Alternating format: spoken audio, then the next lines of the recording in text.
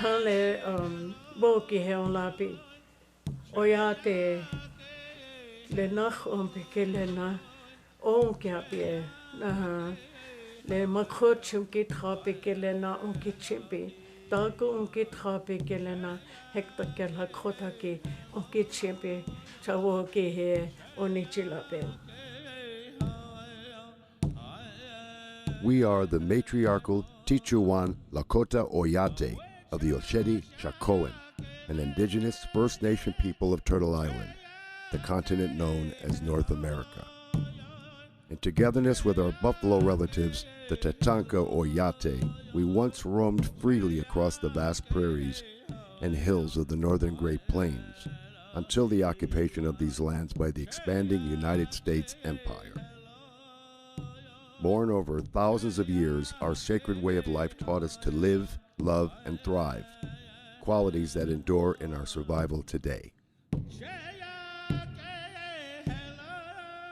As we move beyond 7 generations in our unyielding struggle to resist genocide, our matriarchal grandmothers are taking back their strength once again. In togetherness with Lakota warriors and people, we speak out for accountability and change to end the atrocities that keep us from healing our nation. Only by understanding our story can our people live free once again. To our relatives from the 4 directions, we ask you to listen not only with your ears, but with your hearts. From the Pine Ridge Indian Reservation in the place you know as South Dakota, this is our story.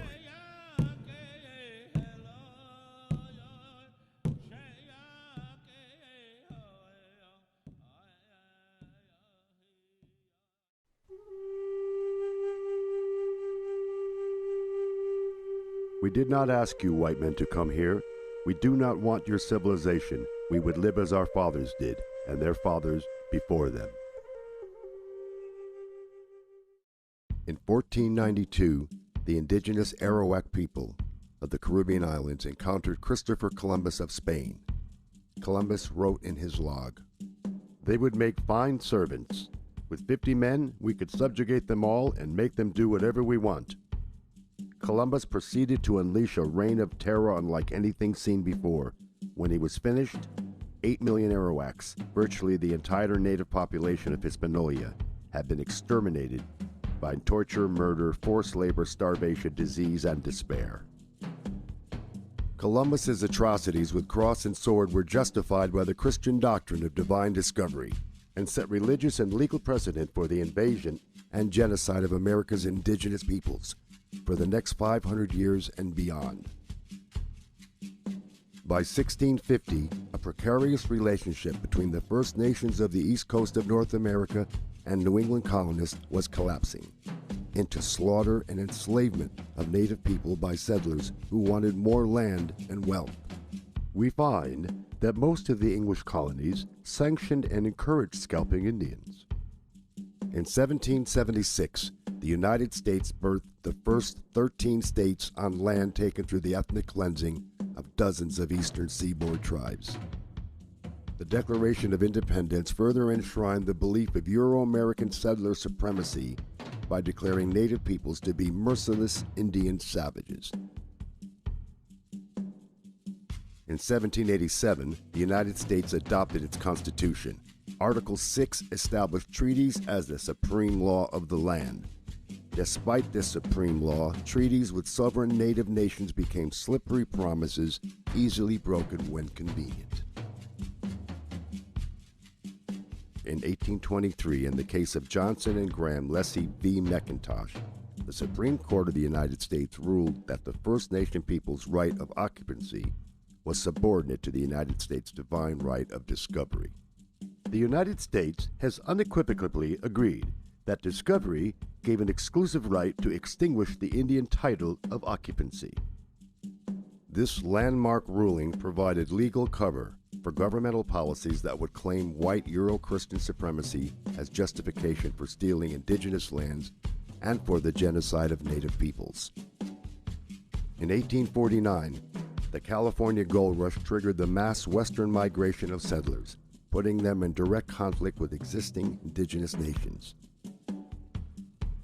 In 1851, anxious to protect white settlers on their way to California and to avoid a full-scale war with the Lakota and our allies, the United States requested the Treaty of Fort Laramie with the Sioux and other northern Great Plains nations.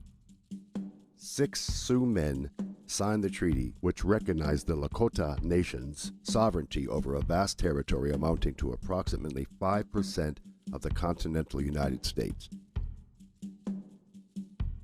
With the end of the Civil War in 1865, the United States sent its war-hardened soldiers on a crusade to settle the West. Led by the growing dogma of manifest destiny, the U.S. claimed the God-given right to expand its borders from sea to shiny sea. Damn any man who sympathizes with Indians. I have come to kill Indians and believe it is right and honorable to use any means under God's heaven to kill them. In 1868, unable to defeat the warriors of the Sioux, Cheyenne, and Arapaho nations fighting to protect our lands and people, for the first time in its history, the United States appealed for peace and drafted the Second Treaty of Fort Laramie. The treaty established the Great Sioux Reservation, including the Black Hills, and unceded Indian Territory, to be set apart for the absolute and undisturbed use and occupation of the Indians, and that no white person or persons shall be permitted to settle upon or occupy any portion of the Indian Territory.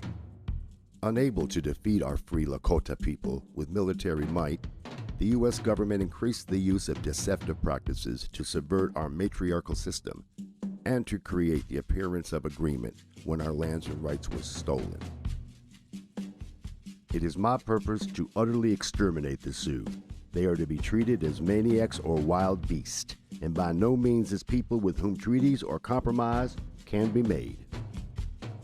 Just 3 years later, in 1871, the U.S. government ceased to recognize Indian nations as sovereign and independent with the passage of the Indian Appropriation Act. This legislation legalized the theft of our treaty-protected lands and further threatened our way of life with our buffalo relatives.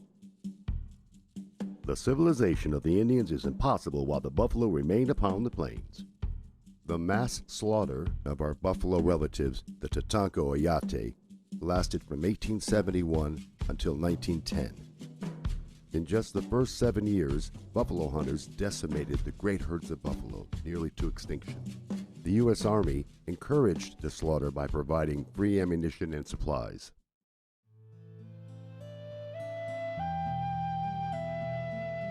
In 1873 alone, buffalo hunters massacred more than 1.5 million buffalo.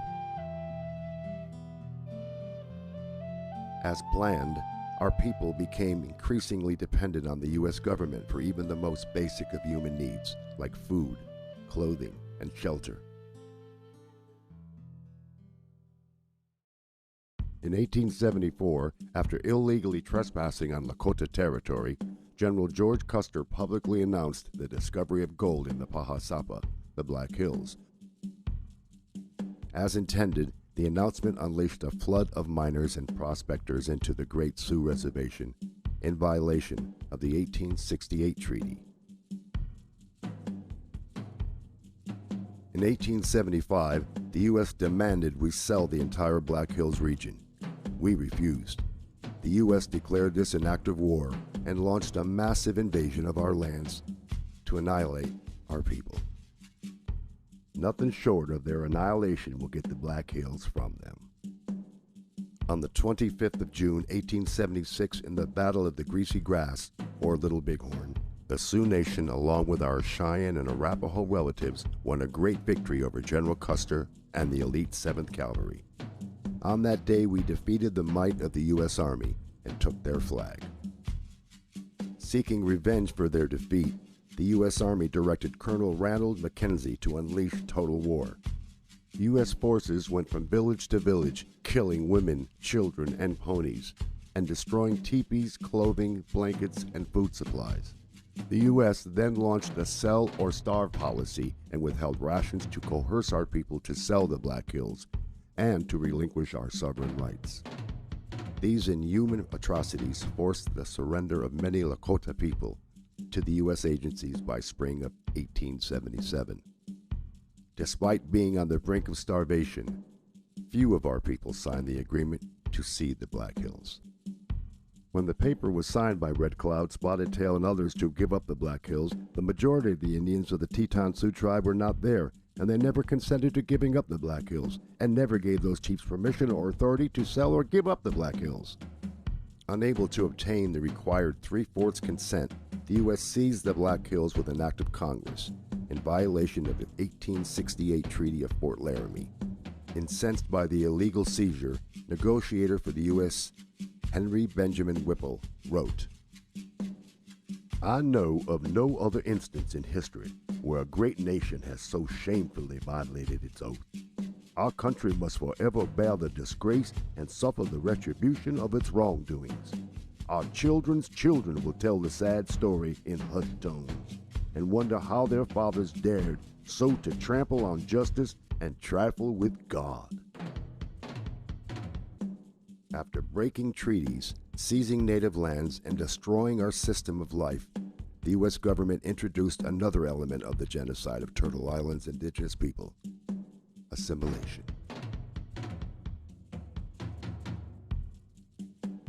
Kill the Indian, save the man.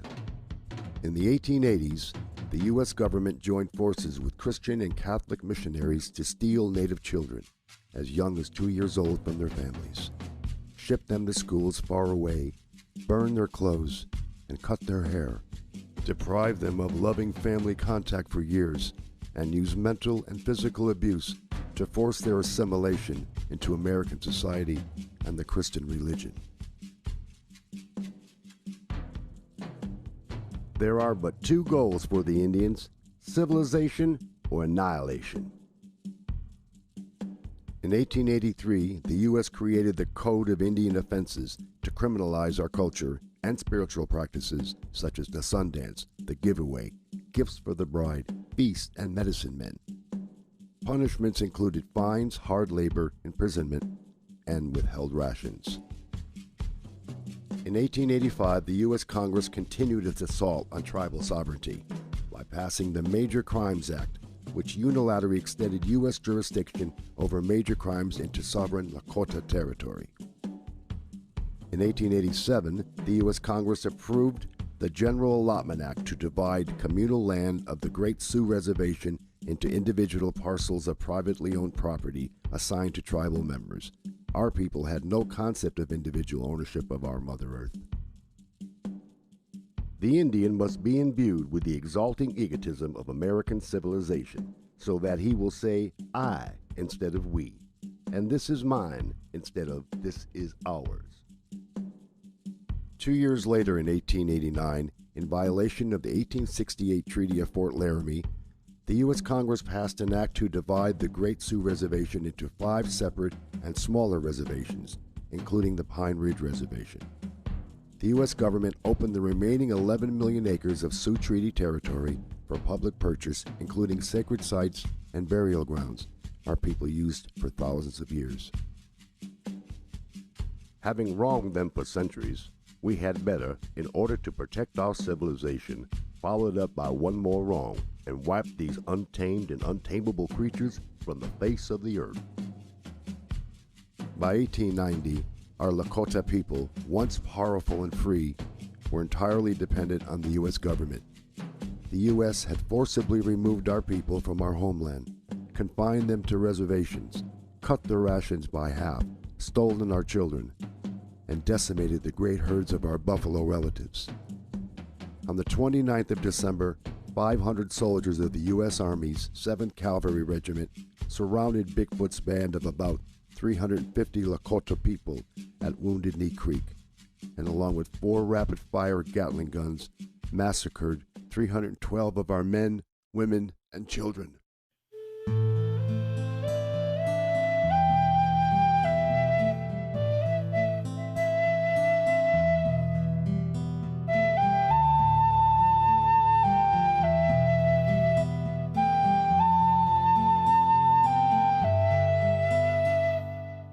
Our people know Wounded Knee as a massacre.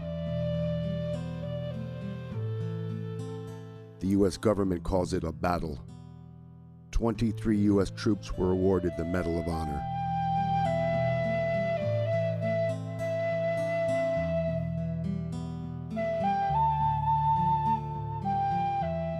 Something else died here in the bloody mud and was buried in the blizzard. A people's dreams died here. It was a beautiful dream. The nation's hoop is broken and scattered. There is no center any longer, and the sacred tree is dead. In 1903, the U.S. Supreme Court decision Lone Wolf v. Hitchcock secured U.S. hegemony over indigenous peoples by granting Congress unlimited authority to break Indian treaties unilaterally, to sell treaty-protected land, and to regulate all aspects of Indian affairs without the consent of indigenous nations. In 1934, President Franklin D. Roosevelt and the U.S. Congress passed the Indian Reorganization Act, the IRA. In a misguided attempt to fix the indigenous nations the U.S. deliberately had broken. Despite opposition from traditional elders and in violation of the 1868 treaty, John Collier, Commissioner of Indian Affairs, and Harold Ickes, Secretary of Interior, illegally approved the IRA Oglala Sioux Tribal Council and Constitution for the Pine Ridge Reservation with the support of only 1,348 tribal members, out of an estimated 12,000 Oglala Lakota people. Most of our people were ineligible, unable, or unwilling to cast a vote. In the 1960s and 70s, U.S. Indian Health Services, IHS, physicians performed involuntary sterilizations on thousands of Lakota women aged 15 to 44. IHS facilities singled out full-blood Lakota women for sterilization procedures.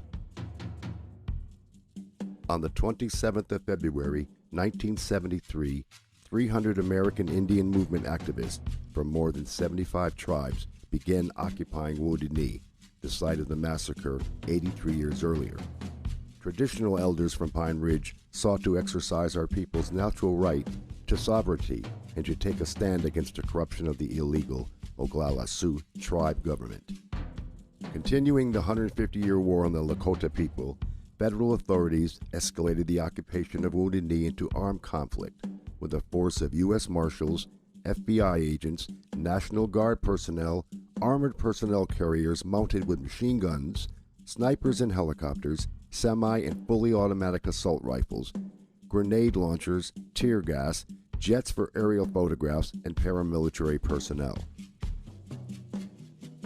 The occupation ended after 71 days, when a local Lakota man was killed by a federal sniper and both sides agreed to disarm.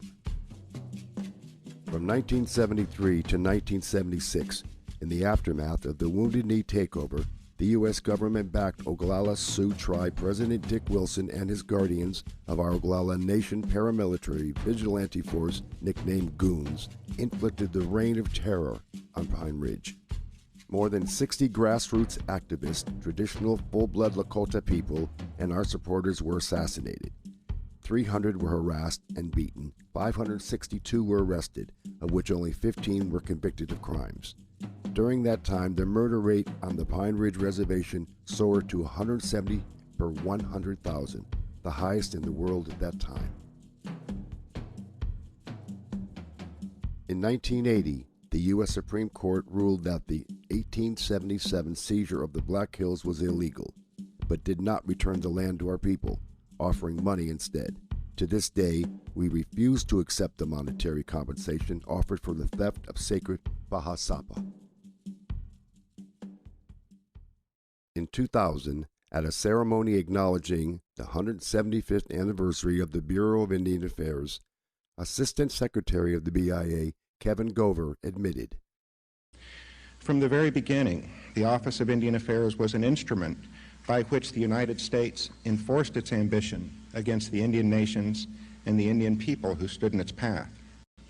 It must be acknowledged that the deliberate spread of disease, the decimation of the mighty bison herds, the use of the poison alcohol to destroy mind and body, and the cowardly killing of women and children made for tragedy on a scale so ghastly that it cannot be dismissed as merely the inevitable consequence of the clash of competing ways of life. Though he described the multitude of ways the U.S. government has devastated indigenous peoples and nations, he failed to admit the truth. Genocidal warfare continues today.